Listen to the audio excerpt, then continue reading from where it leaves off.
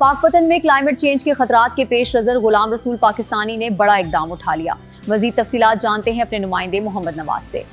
पाक पतन से उठने वाला जनून गुलाम रसूल पाकिस्तानी माहौल की बका को अपना मिशन बना चुके हैं। 3 कौमी शजरकारी टूर मुकम्मल किए, 22 लाख से जायद पौधे लगाए और आने वाली बहार में पंजाब के नायाब दरख्त शीशम के 2,50,000 पौधे लगाने का अज़म रखते हैं। शीशम का दरख्त खत्म होता जा रहा है, उसको दोबारा से हम जिंदा कर रहे हैं सैयद आबिद गिलानी साहब के तावन से। और हमारी कोशिश ये है कि अभी ईद के फौरन बाद ईद का जो तोहफा है वो हम किसानों को 2.5 लाख टाली के पौधे जो हैं वो फ्री तकसीम उनके दरमियान में करें। गुलाम रसूल पाकिस्तानी का कहना है कि ईद उल अज़हा के बाद मजीद 2.5 लाख कीकर के पौधे भी तकसीम किए जाएंगे। ईद के बाद इंशाल्लाह हमारी कोशिश है कि हम 2.5 लाख कीकर जो है वो उसकी तकसीम करेंगे। मौसम बहार आ रहा है तो 2026 इस साल इंशाल्लाह हम 1 मिलियन पौधे किसान भाइयों के जरिए लगवाएंगे और जेलों के अंदर मुख्तलिफ जो हमारे फॉरेस्ट हैं उनके अंदर, तालीमी अदारों के अंदर,